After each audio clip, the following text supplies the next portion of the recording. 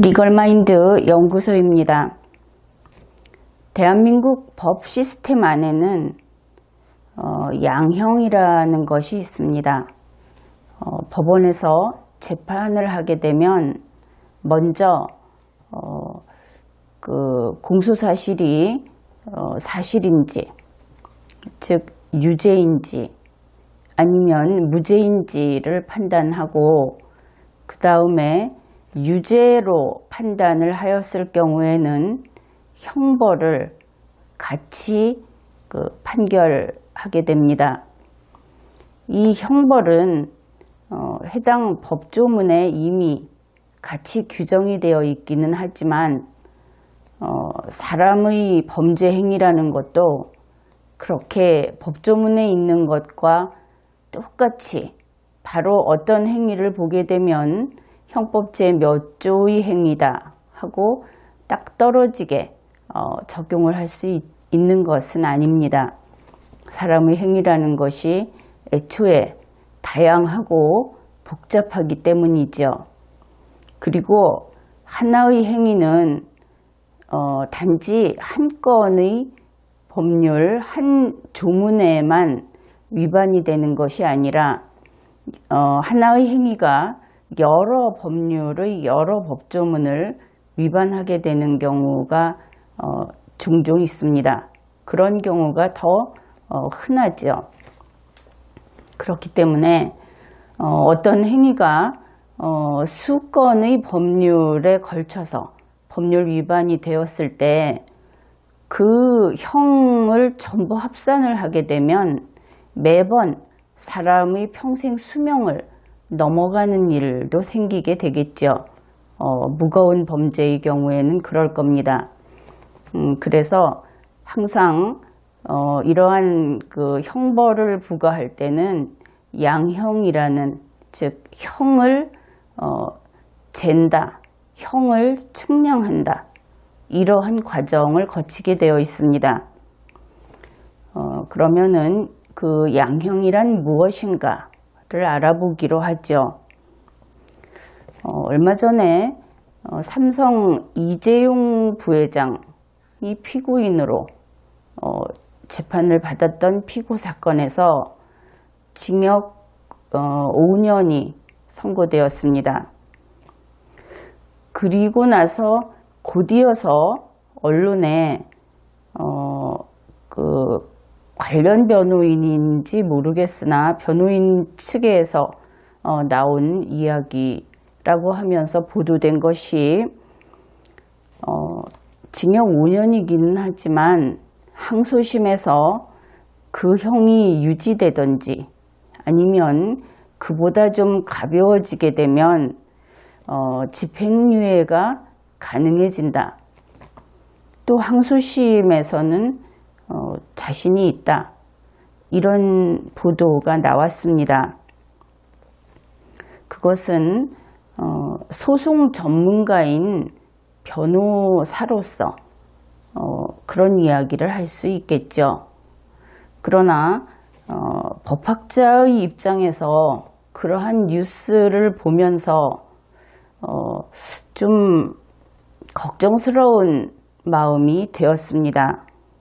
왜냐하면 최근에 좀 그 국민들이 보기에도 공정한 재판이 아니다.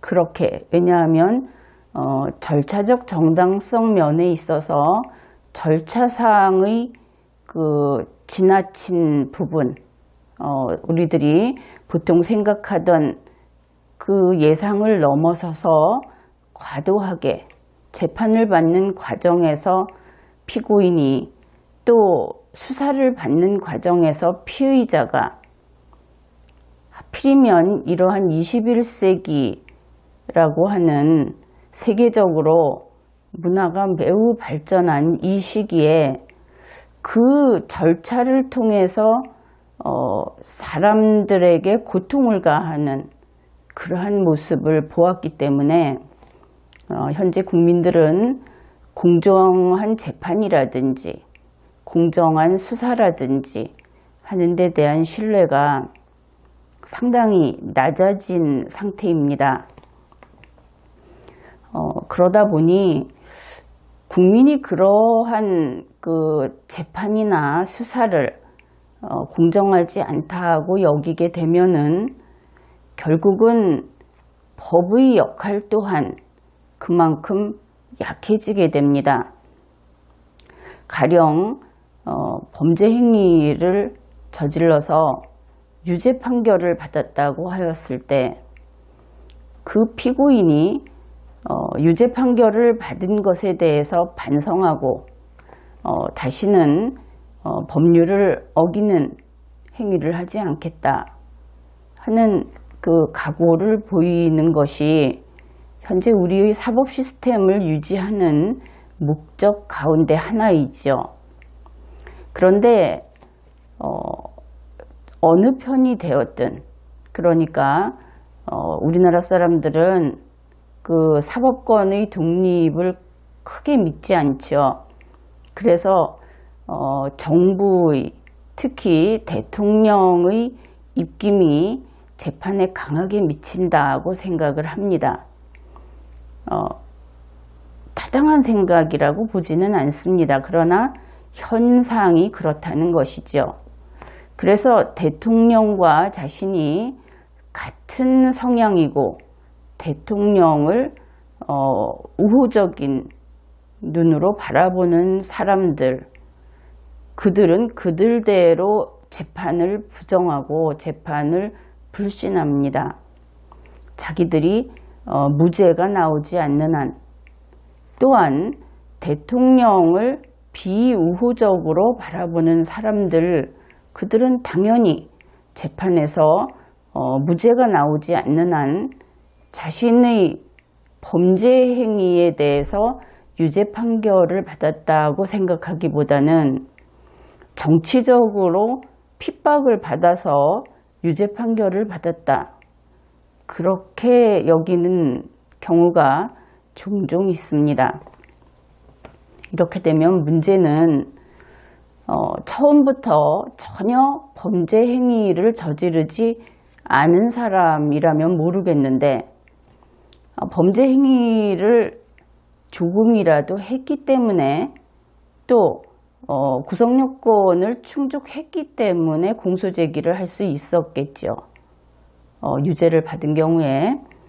그런데 그 구속요건 해당하는 행위를 한 그 자체에 대해서 잘못됐다는 인식이 희박해지고 그 대신에 자신이 어떤 표적 수사에 걸렸다든지 함정이나 모험, 함정에 빠졌거나 모험을 당했거나 아니면 핍박을 당해서 유죄 판결을 받았다, 그렇게 생각하는 국민이 나오면 나올수록 이 법원의 재판, 이 사법심사 제도라고 하는 것은 효용이 떨어집니다.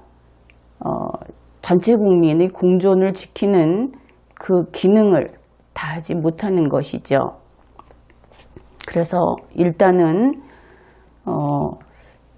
그 수사를 할 때 강제 수사의 방법인 구속을 한다든지 여러 가지 그 인신의 자유를 심하게 구속하는 그러한 수사 방식을 가능하면 지양해야 하겠다는 생각을 합니다. 또한 심야 수사라든지 철야 수사라든지 하는 것은 엄연한 고문에 가까운 행위입니다. 그것은 근절해야 하겠습니다. 이러한 수사 절차 사항의 공정성, 절차가 공정하고 개인의 자유를 심하게 구속하지 않는 상태에서 수사를 했을 때 그 수사의 결과에 대해서 신뢰를 받게 되는 것이죠. 또한 재판 과정에서도 이번 그 최근에 우리 국민들이 지켜보고 있는 그 큰 사건으로 그 소위 최순실 국정농단 관련 재판이 있습니다. 법원 자체에서도 힘들다는 이야기가 나올 정도로 일정이 너무 그 여유가 없죠. 그렇게 되면 법관들도 심증 형성에 어려움이 있고 또 오판의 가능성도 많이 있습니다. 법관도 인간이기 때문에 그렇게 과로하게 되면 곤란하죠. 그래서 이러한 국가기관과 시스템이 국민의 그러한 불신을 자꾸 키우게 되고 있는 현 상황을 고려해서 보통 때보다 더 주의를 기울여서 공정하도록, 공정함이 인정받게 되도록 그렇게 운영이 되어야 되겠다 하는 것 한 가지 하고, 그 다음에 피고인들과 피고인들의 법정 대리인들에 대해서 그들이 아직 확정 판결을 받은 것은 아니지만 적어도 법원에서 유죄 판결을 받았을 때는 법원을 존중하는 태도를 보여야 하겠다. 그러한 이야기를 해두고 싶습니다. 자신이 유죄 판결을 받은 것이 억울할 수 있죠. 그렇다면 자신이 유죄가 아니라는 것을 입증하고 항변하고 그렇게 해서 법원으로부터 무죄를 인정받았어야 하는 것이죠. 그런데 그렇게 하지 못했다는 것은 결국은 피고인 측에서 자신들의 그 속마음, 속으로 결백하다고 생각을 한다면 그 속마음을 법관에게 제대로 전달을 해서 법관이 심증을 형성할 수 있도록 하는데 실패한 것 아닙니까? 그렇다면 변호인이라든지 피고인은 스스로 그 부족했던 부분에 대해서 그 자성을 해야 하는 것이지 무슨 그 물건 흥정하듯이 항소심에 가면 이럴 것이다 하고 그렇게 유죄 판결을 가볍게 여기는 태도를 보이는 것은 옳지 않다. 그렇게 봅니다. 우리 형법은 이제 그 양형 이야기를 하죠.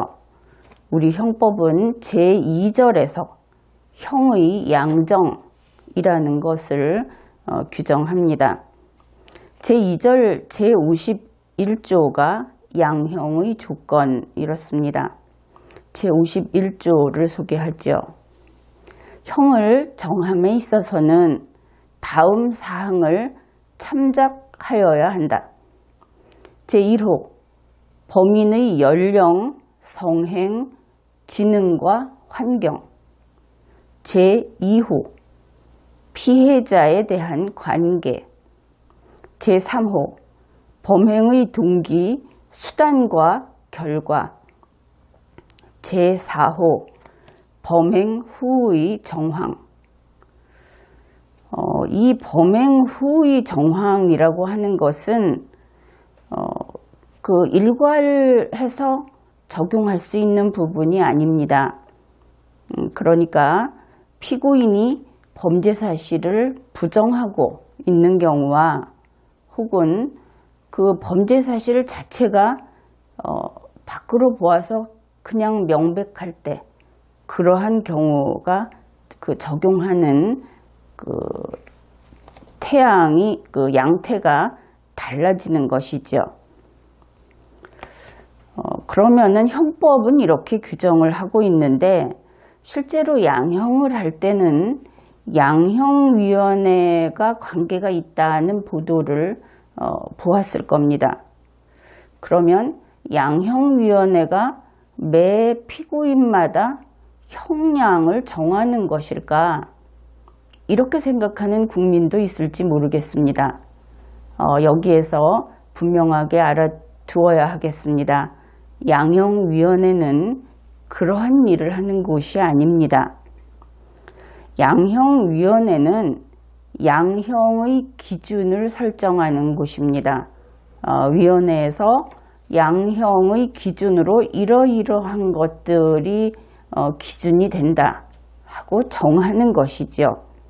그러니까 기준을 설정하는 곳이다 하면 맞고 양형 판단을 하는 곳이다 하면은 틀린 이야기가 되는 것입니다. 그러면 양형위원회는 법원에서 어느 정도의 위치에 있을까요? 즉 양형위원회를 규율하는 법률은 무엇인가 하는 것이죠. 그것은 법원조직법입니다. 법원조직법이 양형위원회를 규정한다. 그러면 법원조직법은 법원도 규율하죠. 이렇게 되면 법원과 양형위원회는 거의 대등하게 이 사법작용을 하는 기관인가 이렇게 생각할 수도 있겠죠. 물론 위원회라고 하는 것은 공무원 조직이 아니기 때문에 국가기관이 될 수는 없습니다. 그러나 일단 법원조직법이 규정을 한다고 하니까 그렇게 생각할 수 있을 것으로 보입니다. 자, 그러면은 다시 대한민국의 법 체계를 한번 살펴보기로 하죠. 대한민국에서 최고의 법은 헌법입니다. 이 헌법의 아래 헌법에 따라서 만들어진 것이 형법이죠. 또 헌법에 따라서 만들어진 것이 법원조직법입니다. 그러면 헌법은 그 밑에 형법도 두고 법원조직법도 둔 것이죠. 그런데 이 둘은 그 규율하고자 하는 목적이 다릅니다. 형법은 전 국민을 대상으로 하고 그리고 형법 그 자체가 규범입니다. 이것을 하라, 이것을 하지 말라 하는 하라보다는 하지 말라가 주를 이루겠죠. 그것이 규범으로서 그러니까 규범적 측면이 강한 형법인 것입니다. 그러면 법원조직법은 조직법인 것이죠. 법원조직법 자체가 범죄와 범죄가 아닌 것을 규정하는 것이 아니라 조직을 어떻게 하고 어떻게 운영할 것인지를 규정한 것입니다. 그러면 그 관계가 분명히 차이가 있구나 하는 것과 역할이 어떤 것인지 목적이 무엇인지 구분을 할 수 있겠죠. 이 법원조직법에 따라서 법원이 조직됩니다. 법원이 설치되는 것이죠. 물론 이것은 헌법에 따라서 그 기능을 하게 되는 것입니다. 앞에서 이야기를 했죠. 법원을 도와주는 그 법원 조직법이 규율을 하기는 하는데 법원을 도와주는 기구들을 한번 생각해 볼까요? 실제로 법원을 한번 생각해 봅시다. 그러면 법원 안에는 인쇄를 해주는 곳이 있겠죠. 우체국도 있을 겁니다. 법원에서는 인지첩부가 인지를 붙이는 것이 대단히 중요한 업무 가운데 하나입니다. 우체국도 중요한 곳이고 법원에는 법원 직원들이 이용하는 식당도 중요한 곳이죠. 마찬가지로 양형위원회도 법원에 있는 직원들이 여기서 직원은 행정직원만을 이야기하는 것이 아니라 법원 구성원인 법관을 포함해서 그저 직원이라고 이야기를 한 것입니다. 그러면 이 법원 직원들을 돕는 그러한 조직 중에 하나가 양형위원회인 것이죠. 그러면은 이제 분명해지죠. 법원은 대한민국 헌법이 규정한 3개 통치기관 중에 하나입니다. 대한민국에는 입법정부인 국회, 집행정부인 정부, 사법정부인 법원, 이렇게 3개의 통치기관이 있습니다. 이 3개의 통치기관은 각각 독립된 통치권을 행사하죠. 그래서 입법정부에서는 입법권, 집행정부에서는 집행권, 사법정부에서는 사법권을 행사합니다. 대한민국 국가 조직 가운데 이 통치권을 행사하는 3개 정부가 최고위에 있는 국가기관입니다. 그러면 방금 법원에는 우체국도 있고 인쇄를 담당하는 곳도 있고 양형위원회도 있다, 이렇게 이야기를 했죠. 법원은 사법권을 행사하는 사법정부입니다. 그러면 법원의 우체국이 사법권을 행사할 수 있을까요? 물론 그것은 그렇지 않습니다. 법원의 식당이 사법권을 행사할 수 있을까요? 이 경우에 여러분은 매우 쉽게 그것은 잘못된 이야기라고 하겠죠. 마찬가지로 양형위원회도 사법권을 행사할 수 없습니다. 이렇게 되면 분명해졌죠. 사법권은 헌법이 규정한 바에 따라서만 행사할 수 있습니다. 사법권은 법관으로 구성된 법원이 행사하는 것이죠. 그러면은 이제 그 양형위원회라고 하는 것이 법관이 최종적으로 형벌을 결정할 때 법관의 위에서 법관을 좌지우지할 수 있는 기관이 전혀 아니라는 것을 알 수 있겠죠. 법원 조직법을 소개하겠습니다. 법원 조직법 제81조의 6에서는 양형 기준의 설정 등이라는 것을 규정합니다. 여기에서 제2항과 제3항을 소개하죠. 이 두 항을 비교해 볼 필요도 있습니다. 제2항은 위원회는 양형 기준을 설정, 변경할 때 다음 각 호의 원칙을 준수하여야 한다. 이렇게 해서 1호부터 4호까지 나열을 하고 있습니다. 여기에서 보면 양형위원회가 양형 기준을 마련할 때 여기에서 규정하고 있는 각 호의 내용이 원칙이다 하는 걸 알 수 있죠. 원칙은 반드시 지켜야 하는 것입니다. 그러니 이 조문도 원칙을 준수하여야 한다. 이렇게 되어 있습니다. 준수하여야만 하는 것입니다. 준수할 수 있다가 아닌 것이죠.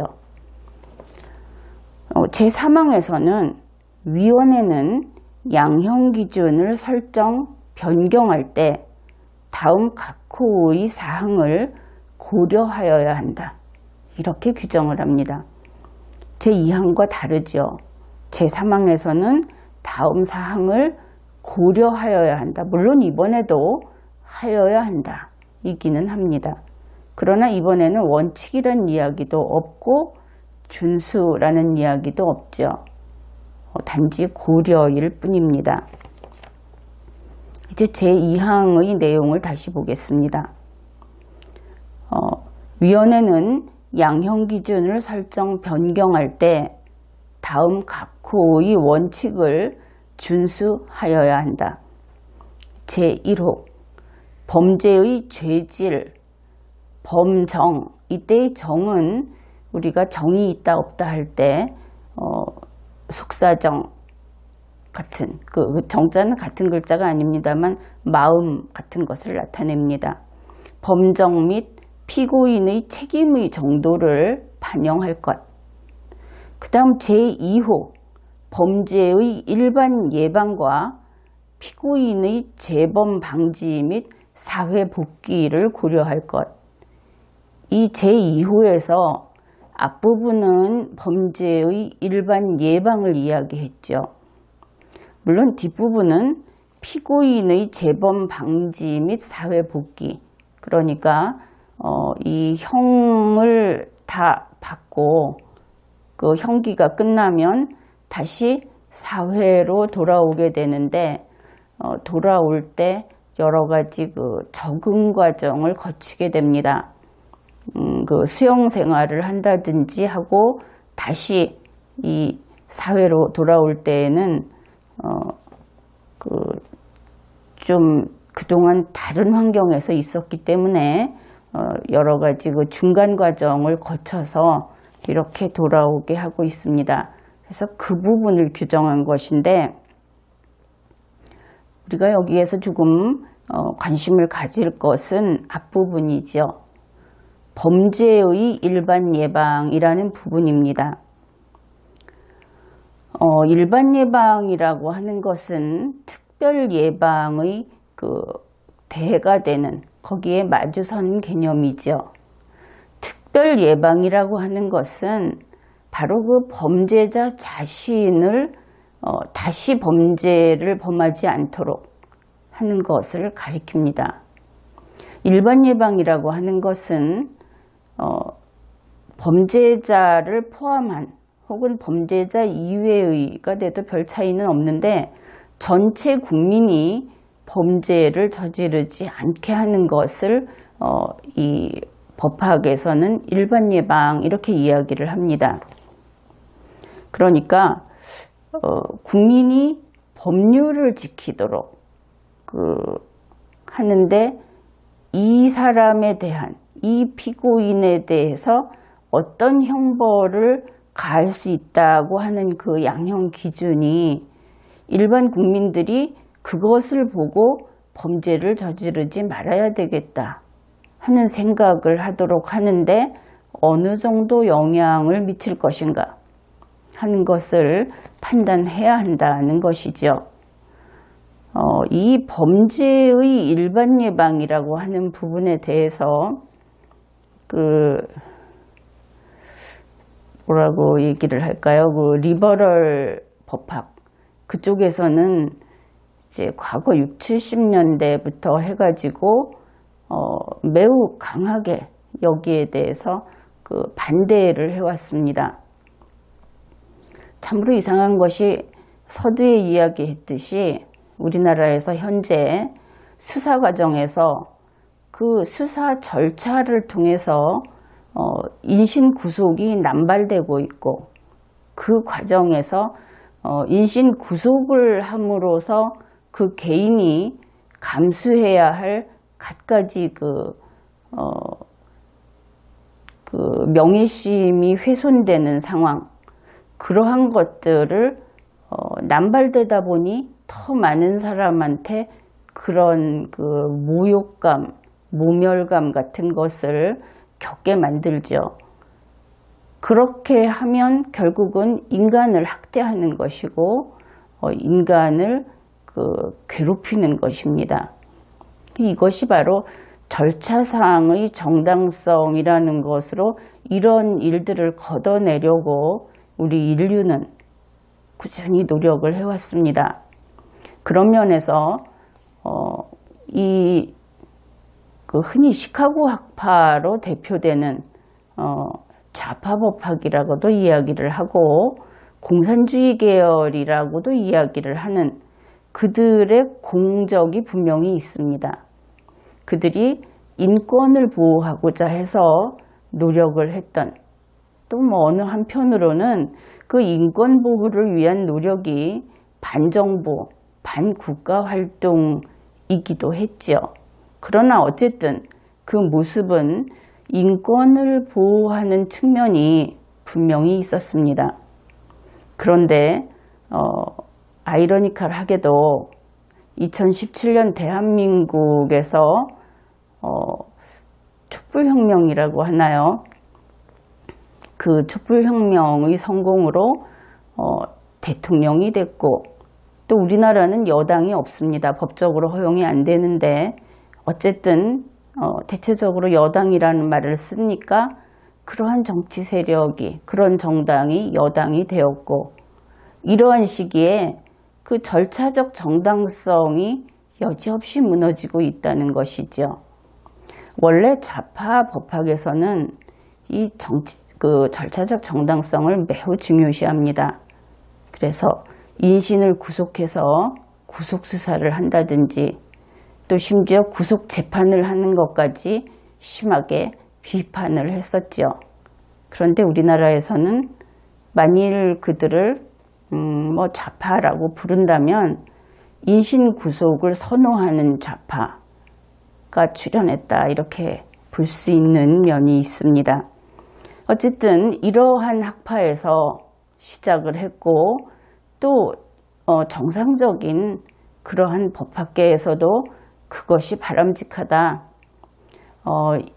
인간을 그 범죄라고 하는 것을 그 심판을 하고 법에 따라서 어떤 그 처우를 결정하고 이렇게 하는 과정에서 육체적으로, 심리적으로 인간을 학대하고 괴롭히면 안 되겠다 하는데 합의를 했고, 그렇게 이 사법제도, 형사사법제도는 발달해 왔습니다.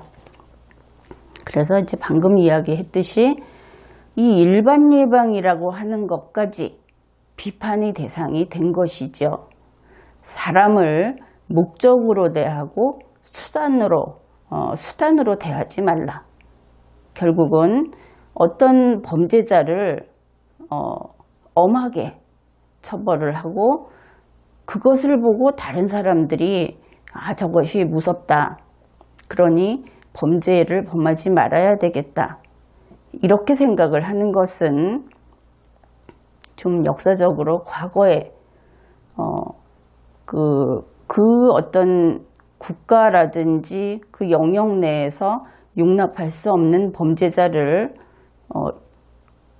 공개된 장소에서 처형을 한다든지, 우리가 많이 들어서 알고 있죠. 십자가형도 그러한 것 가운데 하나입니다. 이런 식으로 했던 것을 흔히 위하라고 하죠.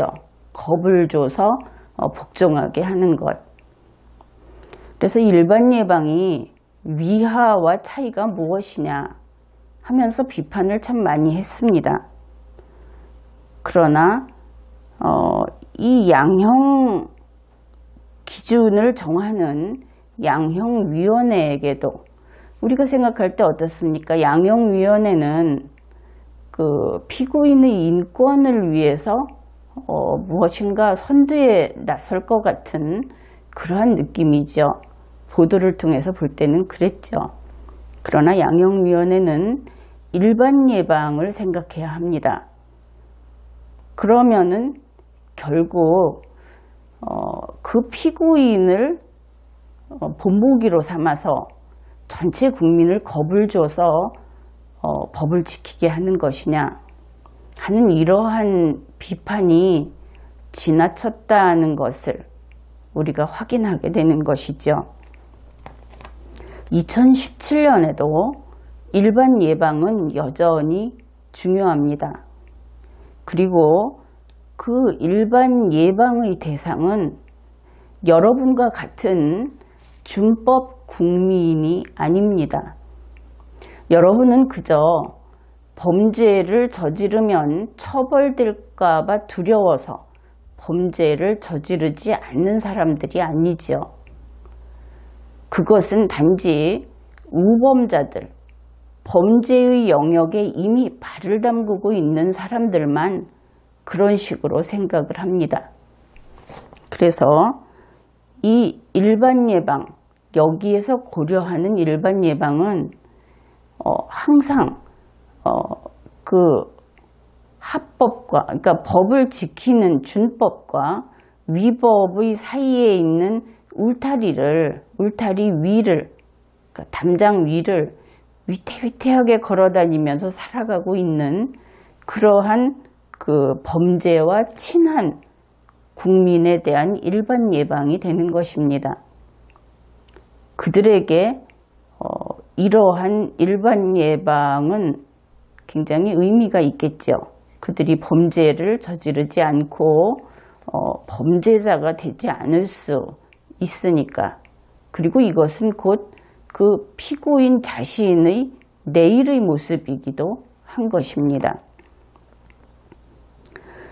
제3호 여기에서는 그 유사한 범죄와 그 형평성을 지켜야 된다는 것이고, 제4호 피고인의 국적, 종교 및 양심, 사회적 신분 등을 이유로 양형상 차별을 하지 아니할 것.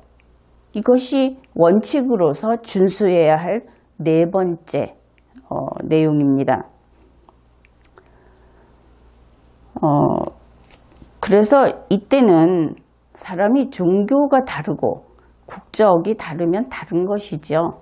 그러나 양형 기준을 마련할 때 차별하지 말라 하는 것이 우리 법원조직법이 원칙으로 규정한 사항입니다.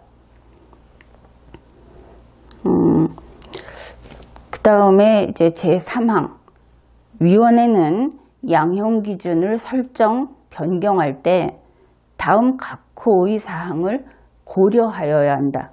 고려할 내용인데, 제1호 범죄의 유형 및 법정형, 제2호 범죄의 중대성을 가중하거나 감경할 수 있는 사정, 제3호 피고인의 나이, 성품과 행실, 지능과 환경. 이 경우에는 피고인에게 어떤 환경적인 불리함이 있다, 이렇게 볼 여지가 있으면 그것을 고려하여 기준을 마련하도록 하라는 내용입니다. 이 반대의 경우 환경이 좋다면 그것을 고려하라 하는 것은 아니겠죠. 이것은 일반적인 그 문맥상으로도 분명합니다. 6호 범행 후의 정황. 이것은 유리하게, 다시 말해서 형량을 높이지 않는 그러한 그 영향을 미치는 기준입니다.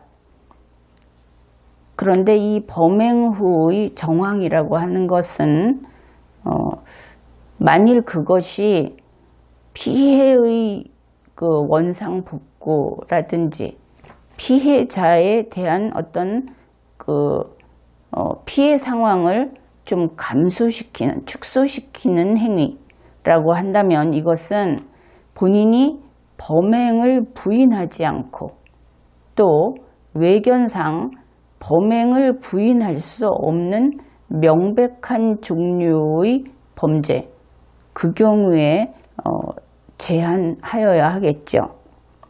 제7호 범죄 전력. 이것은 물론 불리하게 영향을 미치는 기준이 되겠습니다.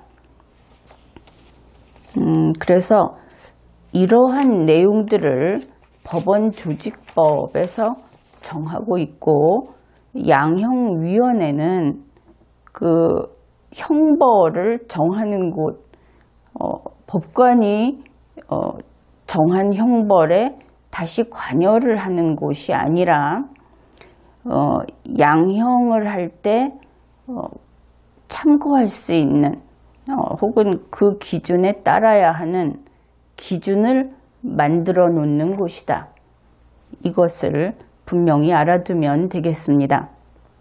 이번 회에는 여기까지 하겠습니다.